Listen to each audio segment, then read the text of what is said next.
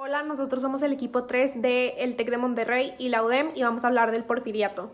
El objetivo de este video es el poder entender el impacto que tuvo la dictadura de Porfirio Díaz en nuestro país, así como el pie que dio a la entrada de la Revolución Mexicana y poder entender cómo es que nos afecta en la constitución política que tenemos actualmente, que es la de 1900. Primero, ¿quién fue Porfirio Díaz? Porfirio Díaz, como ya sabemos, fue presidente de México. Nació el 15 de septiembre de 1830 en Oaxaca y asistió al Instituto de Ciencias y Artes de Oaxaca, donde fue alumno de Benito Juárez. Aquí fue donde inició su interés por la vida política y militar.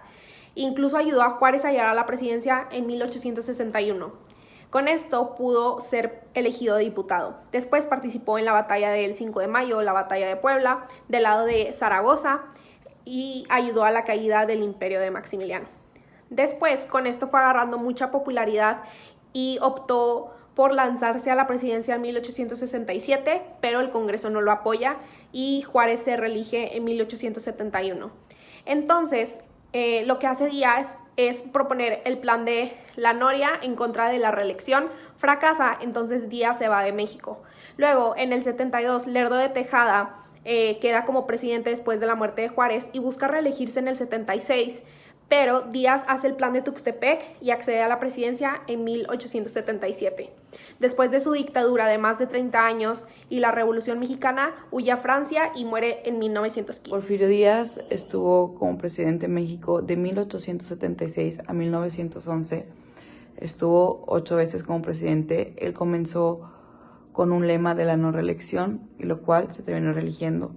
Muchas veces tenemos la imagen de Porfirio Díaz como si haya hecho algo malo en México, como así nos lo plantean por lo general, lo cual no es así, ya que tuvo un crecimiento económico muy importante dentro de México, tanto económico como de comunicaciones, ya que la economía creció mucho, más que nada en el aspecto comercial y después industrial.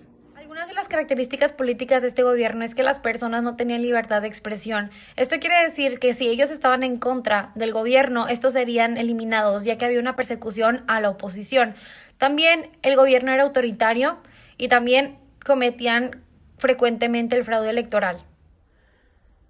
Uno de los tantos cambios que trajo Porfirio Díaz para el país fue la expansión de la red ferroviaria en México. Al inicio de su régimen, el país contaba con tan solo 666 kilómetros de redes férreas, pero al final de su régimen ya había más de 19.528 kilómetros. Algunos estados que él aportó más redes ferroviarias fueron Nuevo León, Puebla, Coahuila, Querétaro y Veracruz. Otro cambio fue la implementación de los medios de comunicación.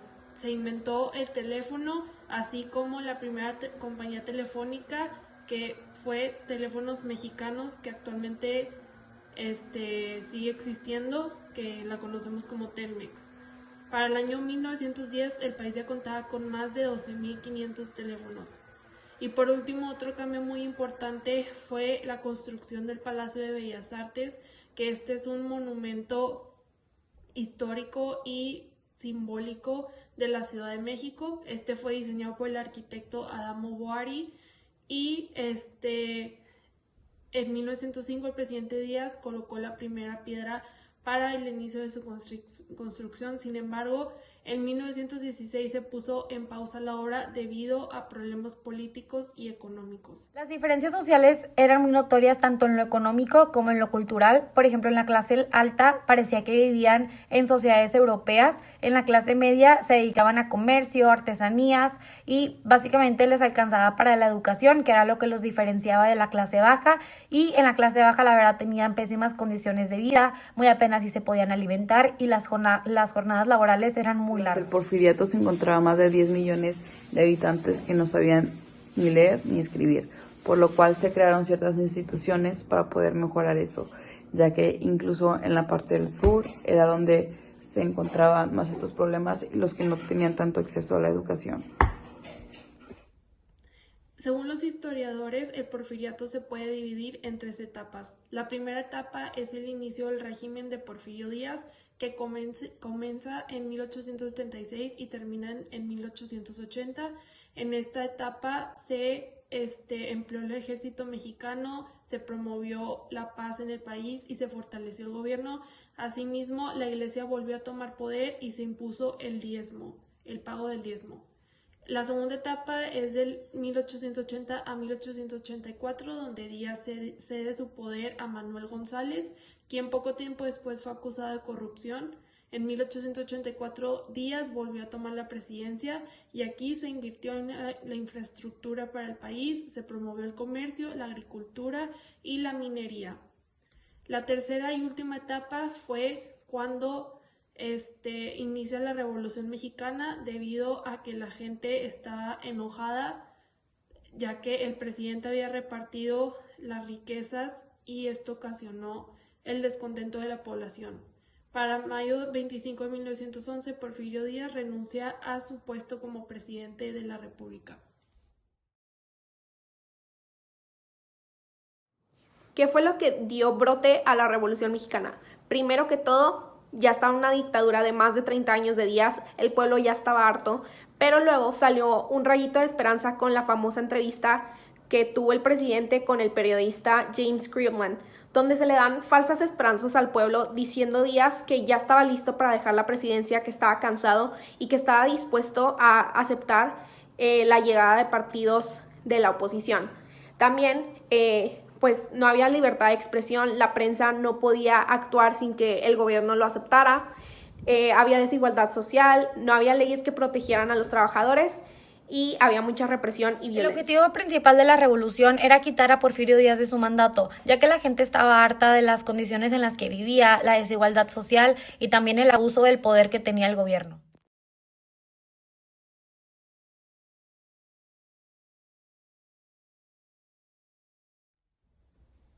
El Plan de San Luis fue propuesto por Francisco I. Madero el 5 de octubre de 1910, cuya finalidad era buscar el fin del mandato de Porfirio Díaz.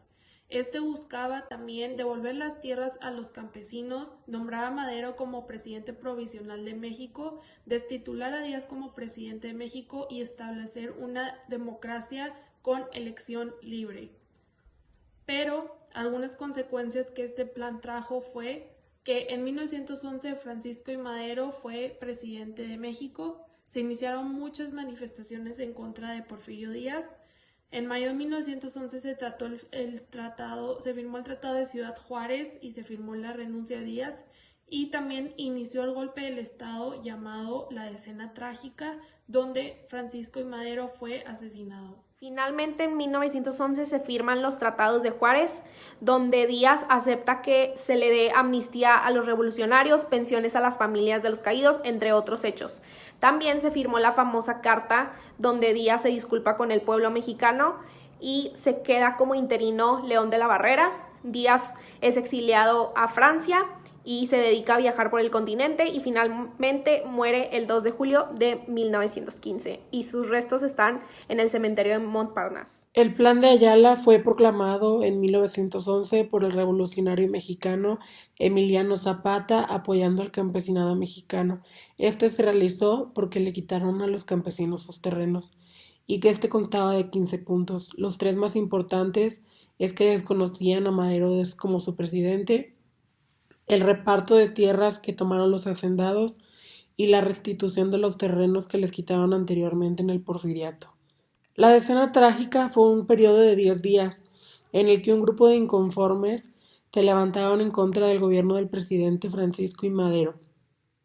Este culminó con los asesinatos del presidente Madero y del vicepresidente José María Pino Suárez, y con la ascensión a la presidencia del general Victoriano Huerta. Finalmente la revolución termina, o se cree que termina, con la promulgación de la Constitución de 1917, que es promulgada por Venustiano Carranza y el Ejército Constitucionalista. Aquí se acuñan los derechos de las personas, derechos sociales, y se establece un Estado soberano. Actualmente seguimos regidos por esta Constitución y está conformada por 137 artículos.